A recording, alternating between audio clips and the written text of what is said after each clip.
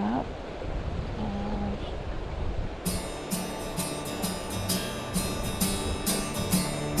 Amazing, eh? Oh yeah, what a take. Oh boy. Again, one of those situations, guys, that I just was about to give up. But oh no, don't give up, man.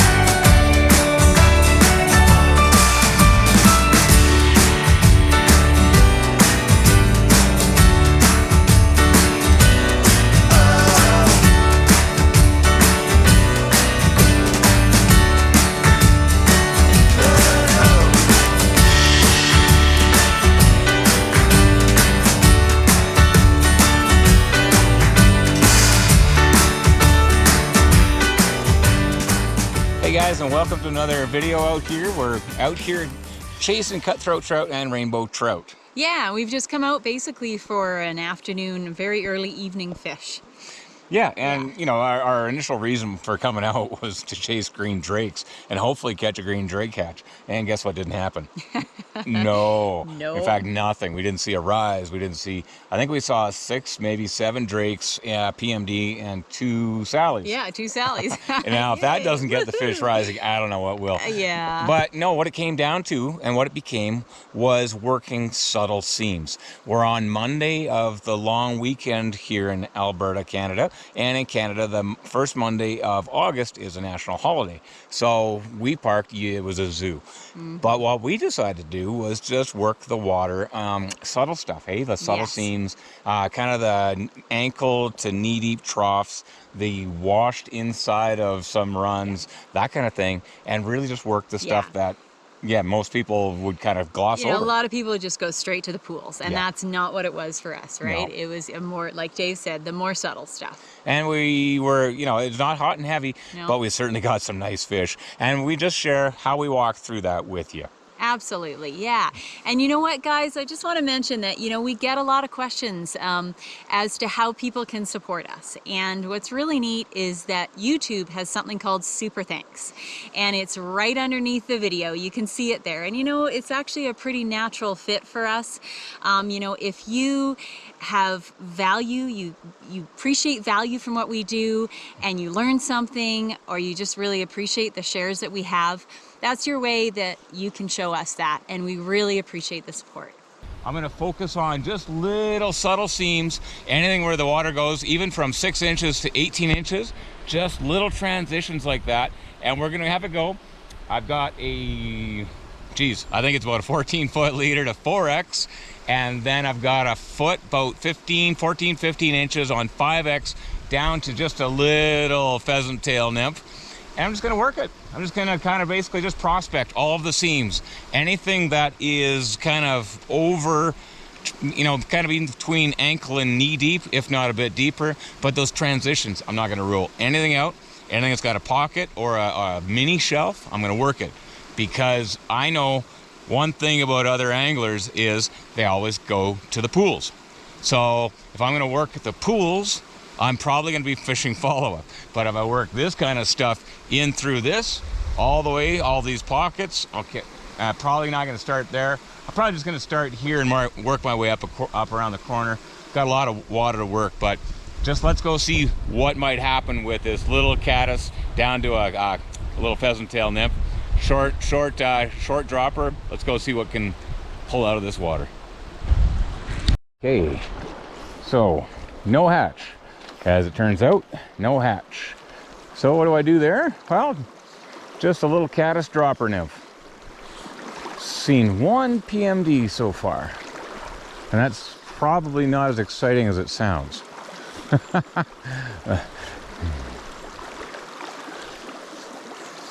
Okay, break this down. Oh, wow, he came and smoked that. Holy cow, that's a good fish, and he smoked it. Oh man, I was just prospecting that, and he absolutely leapt out of the water to smoke it in that shallow seam there. And you always cover those shallow seams because that's exactly what can happen at this time of year. You know, these big fish do not have to be any specific spot. Anywhere they're nosed in,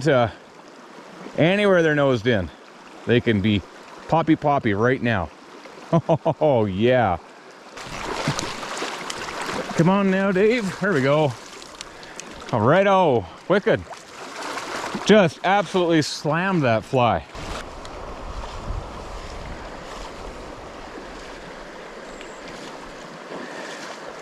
Just a nice prospecting fish. Oh, yeah. All right, let's go try this again. I love it when those fish pop like that. Absolutely. And we'll just get it across, right in there. Anything with a seam. You're just looking at anything with a seam. Right over there, that's gorgeous water. You know, you just don't know where they're gonna come out of. They can be anywhere. Right up in here. Oh yeah. Just like that. Geez, hey, that's 2 right there. Isn't that amazing? That is almost nothing water too. And come on, Dave, keep it up when it's in shallow like that. Come on, fish, get in the net. Got a tennis racket. Yes. What a gorgeous fish. Yeah, no, that's a definite cut, Bo. That's amazing. Wicked. Great fish. Yeah, it is a really nice fish. Gorgeous. Oh, yeah. Hey, isn't that great? Yeah, that's right. Okay, guys, that was really cool, wasn't it? 2 fish, and I'm talking that's not even more than 14 inches deep right here. If you see this little black rock right here, both those fish ate about 3 feet out and just slightly downstream of that. It's nothing water. Absolutely nothing water. Why are those fish there? Overhead cover. You got a shelf down, a step down, a little mini gravel shelf, a shelving ripple leading into it. You got all sorts of fast water upstream. It's going to bring food. It's going to have dissolved oxygen. And because the water's low, they have to be somewhere. And they're not going to be out in the main current. They're going to be just in spots just like that. And it's really cool. They'll sit there. There might even be, you know, I look across this stuff, and there could easily be 2 or 3 more fish in this pocket. We don't know. It really reminds me of a really cool spot in New Zealand on a giant spring creek, and there was just a big wash. And these 2 browns were sitting in about this much water with their dorsal fins and the tips of their tails just poking out of the water. And I was able to cast one, draw it out downstream, boof, it fought downstream because of the wash. And then after I fought that one, the second one was still there and went for it. It's the subtle stuff. And especially either in the peak of summer or in heavy pressure stuff, the fish that you're going to find are going to be in these little innocuous little spots like that, and that's a perfect place, either with a little indicator with a dropper, an nymph or 2, or something like an elk hair caddis like that with just, you know, what is that? I guess that's what an 18-inch dropper in all fairness. Yeah, about an 18-inch dropper. But that's really cool stuff that you can, even on the busiest days of the year, you know, you get this much water from here through the run up above me 60 yards, and you know, that's 2 fish. That's taken 15 minutes, and we've had a lot of fun with that already. So let's go see what else might be there. Okay guys, so now let's go see. Those 2 fish were basically right in here. I doubt there's a third right there, but he might be just a touch either higher. Oh, that was a terrible cast, right? Might just be a touch higher or a little further across. Anything could happen. I mean, this is just a gorgeous, simple little spot in the world to fish, right? Right up that trough seam. One side of the seam to the next, and just fish it all the way through the tail out of that same little pocket. And you have a choice now, either go across or go a little higher on this same side. I like to go on this same side just in case somebody else might be sitting right there. Up, pause, up, place. Extend the arm, straighten out that cast. Somebody's got to be in that seam, doesn't he? Or did I just catch both of the fish that are here? Well, you know my thoughts on that. Okay, so let's go just on the next seam across. Let's just see if anybody's there. My problem is, did I just spook what was here as well with those 2 fish? Just work along the edges. You know, there's lots of things that you can do right here. Okay, come on now. that's just holding on. Oh, I thought that was a take. Yeah, was just hanging on right tight, right shallow. Somebody over there. That wasn't a great drift. Let's come back in here, right along this shelf up here, just right on that drop off zone. Perfect water. Now I'm thinking there's going to be 3 or 4. No, there could be, and there probably is at least one more in here. Will I see it? Well, you don't know what the angling pressure's been today, right? You just don't know. Just keep it coming in here. But I mean, look where those 2 fish came from. Right here. See how that just drops right off there? Absolutely gorgeous water. Up, flip, place. I was hoping somebody would be behind those rocks across there, but apparently not. How about off behind that boulder? Oh, that's fun stuff. The anticipation fishing is what's really cool. How about right along that boulder? That wasn't a great cast, not a great drift. Okay, right up in here. Just keep it out of the sinky water. That's the stuff that turns over on itself and folds your fly under. Man, that was a gorgeous fish. Up, pause, perfect. Just little casts, eh? Got the 4-weight rod, a nice decent long leader, light tippet, respect the fish, respect the water, the clarity of the conditions, the time of year, and you know there's gonna be somebody else in here. There has to be, doesn't there? We're just gonna keep going. Just gonna do a little mini backhanded reach there, get it to the top side of the back side of that rock. And let's just feed this line over here and see if anybody's sitting in that stuff. Come around that wave, have a look. No, okay.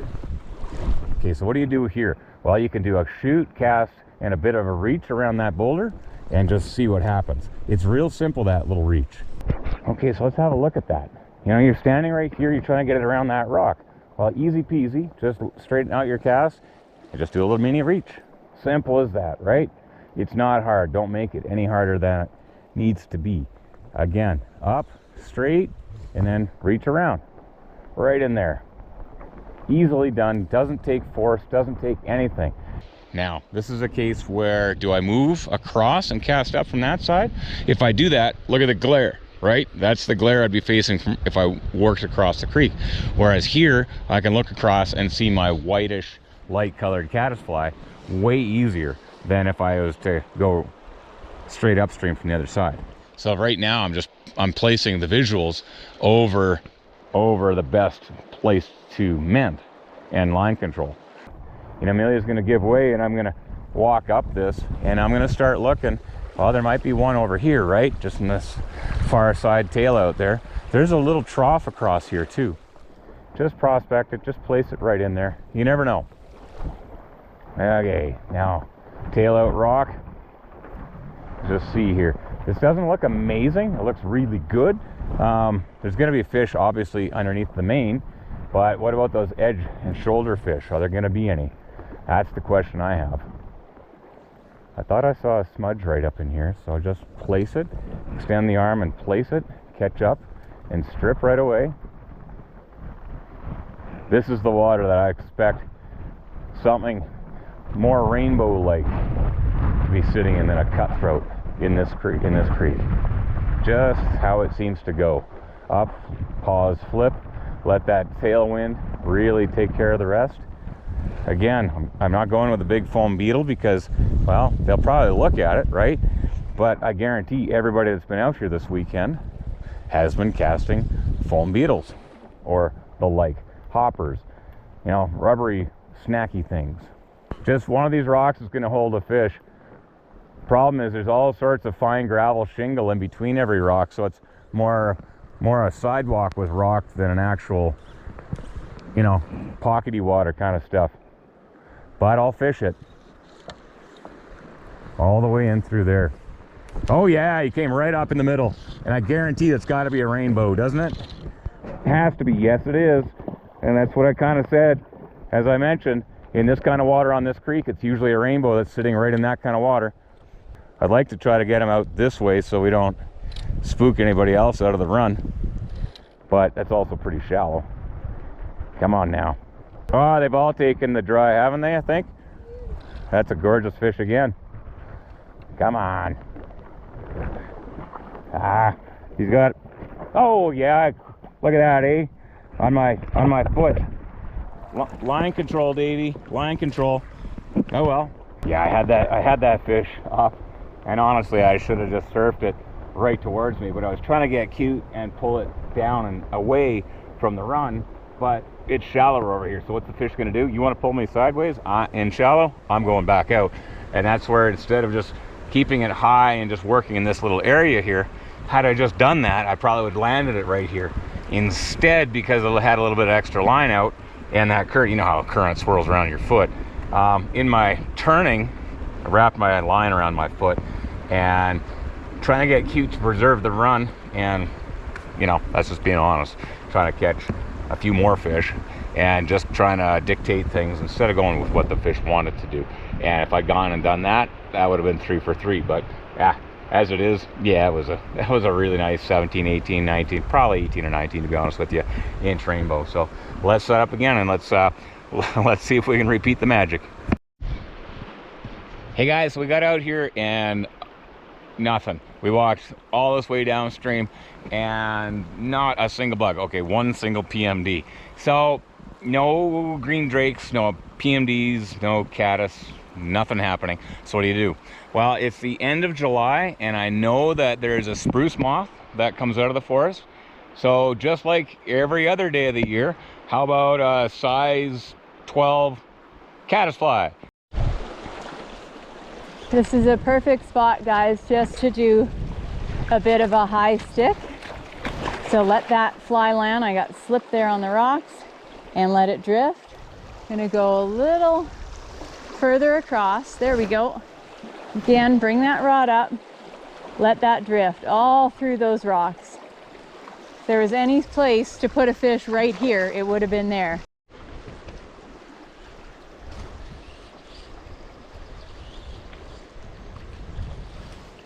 You'd think something along in here, guys. Just a really nice kind of gentle flow through this and broken rock. So I'm just gonna keep hitting the spots as I go all the way along this. Pick it up, pause, up, pause, and extend and let that come right into that pocket. It's a really nice pocket right in front of me. Up, up, right out in there. Maybe not. Might be a situation where these fish are gonna hold right towards the head of the run again. I have a feeling this fish is gonna be a little further out. Up, pause, up, place. Yeah. Right in through there. Looks so fishy to me. I gotta think that if I keep fishing this, up, pause, let the wind take it off my left side. Don't have to overreact. Put more pressure, put more energy. Just up, pause, place.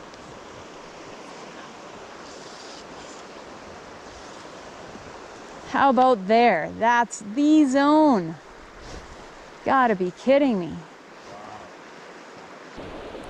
Up.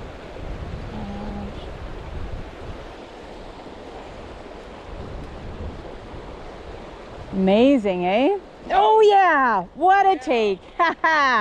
Oh boy. Again, one of those situations, guys, that I just was about to give up. But oh no, don't give up, man. The last cast up the seam, eh, love? Yeah, gorgeous. Here. Oh, gorgeous, gorgeous. Let me get control here first. Yeah, when you're ready. Yeah, man. Oh, he's going under. Oh, he's going under and across. Here we go. Thanks, man. Wicked. Awesome. Oh, he just appeared. Like, I felt like I'd had a few casts through that zone. It's a gorgeous fish. Yeah, it's really nice. Whoa, he ain't done. He saw me and he ain't done. Whoa, whoa, whoa.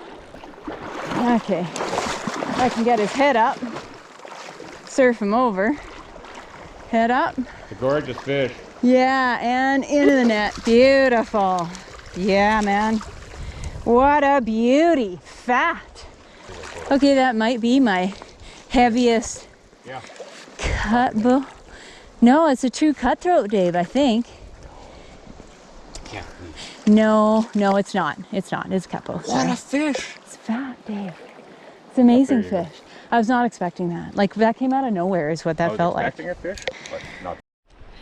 Well, guys, boy, I had almost just about given up on that spot. The truth is, I had actually had about 3 or 4 casts through that inside zone and of that particular seam.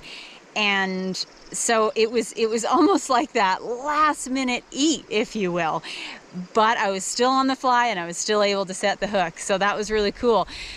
Reality was, though, that what that speaks to is whenever you're fishing, you know, these rocky ledges and these sort of inside and outside of each seam, you want to make sure that you do get probably at least 3 or 4 good drifts through a particular spot. Because sometimes, again, and in this situation, it's not going to be on your first cast that fish comes. Again, there's a lot of timing in fishing. And when that fish decides to see your fly, or actually sees your fly, is when he's coming, and it may not be on that first cast. So really important to, you know, again, not give up. I was close to giving up. I know Dave just told me he actually gave up on the camera because we were both going, well, there's nothing here. I mean, look at this water. I had a pile of good drifts through all of this. And if, you know, I'll gain a little bit of height here, all of the sort of slightly bigger rock and trough is on the opposite side. And I had fished all of that with nothing coming. And, you know, shocker of all shockers, it wasn't until basically the tail out right at the head that fish came and took. So, you know, again, don't give up, man, and keep at it. That's all I can say on that. Okay, so we're just gonna work this nice and gentle, because you don't need a lot of energy, and you don't need to false cast 3 or 4 times either. You can just do your drift, and all you gotta do is roll up and then place it back on the water. It's that easy when you're out here doing this stuff, and that just keeps you on the water lots, right? Roll up, just place it on that far seam. Easy peasy. You don't need heaps of energy. You don't need overpowering. You can just place it right there, right along that edge seam there. Absolutely gorgeous water. See, backhand roll, because I got bush behind me, and just on the water. And it's just a game of just a little roll back and place all the way up. Really easy stuff. This is stuff that you could do right after your first fly fishing lesson. Just a real easy roll.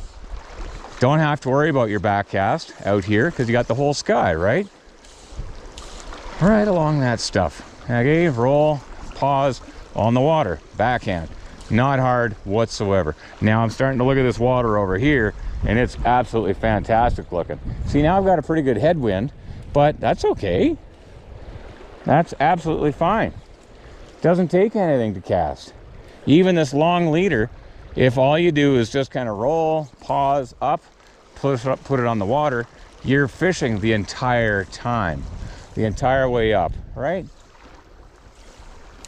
And this is with bush behind me. If I didn't have bush behind me, it's not a big deal. You just roll, pause, stop on the water. Easy fishing. Just as I go here, guys, the one thing I am doing is feeling with my feet. I'm actually not much stepping. I'm more just kind of gliding, keeping my toes on the rocks, just coming up and over top of them as I go here. Otherwise, if you step, you risk the whole, you know, rolling rocks and stumbling and kicking and missing and, well, swimming. So I'm just barely moving my feet as I go here. But it's methodical, right? Just gentle. And again, if you watch where I stop my rod, I'm stopping my rod kind of at 10 o'clock and then just letting it extend from there. Why? That way it'll shoot. It'll carry on that trajectory and you won't drive your fly line into the water and it'll just turn over nicely. Like this little bucket right up in here has a great chance, absolutely phenomenal chance of there being a fish. And if you just work it, lay it out gently, and just do this stuff just nice and slow, doesn't take a lot, and you can place this wherever you want to.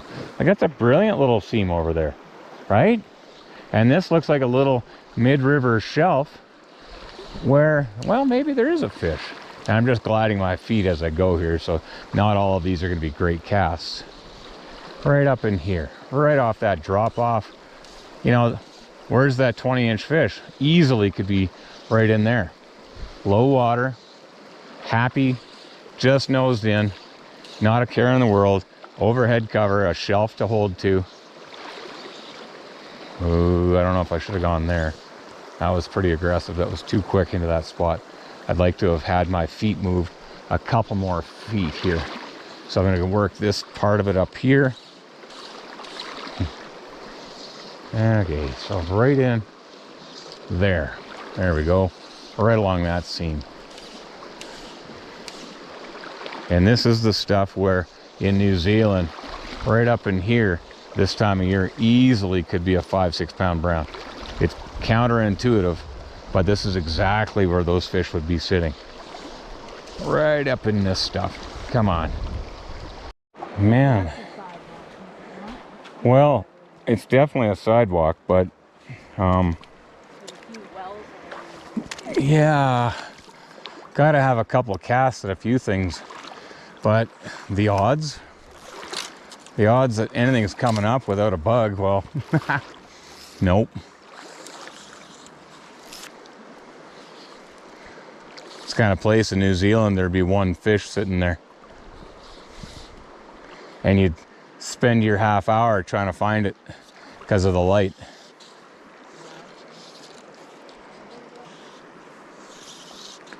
Right, a little shelf off that riffle. Jeepers. Be nice to see a rise, wouldn't it? How about right in here?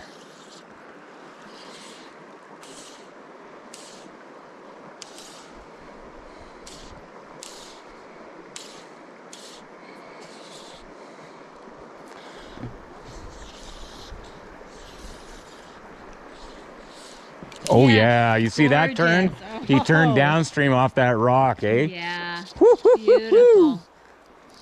What a gorgeous eat. Absolutely. Oh, I got a strip, Dave. Strip. Do you have that net or do I?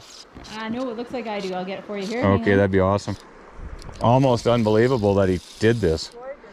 Yeah, I don't want to, and this is a case of,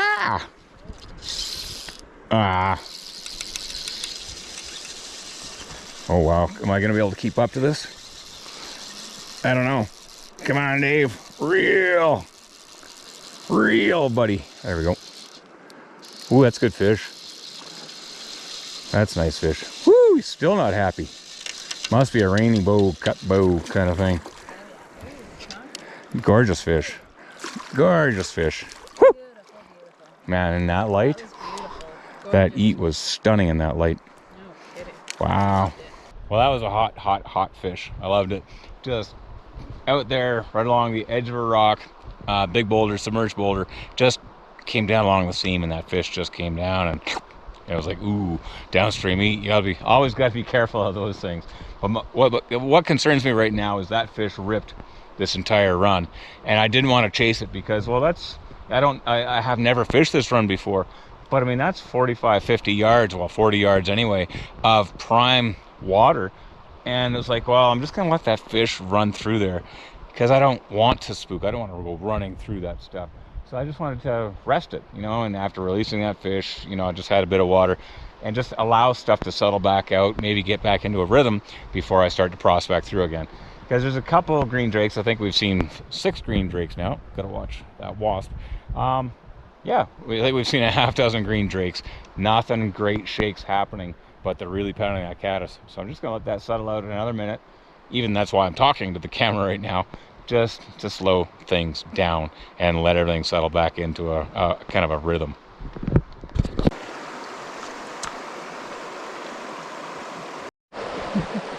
Look at the size of this guy. He's huge.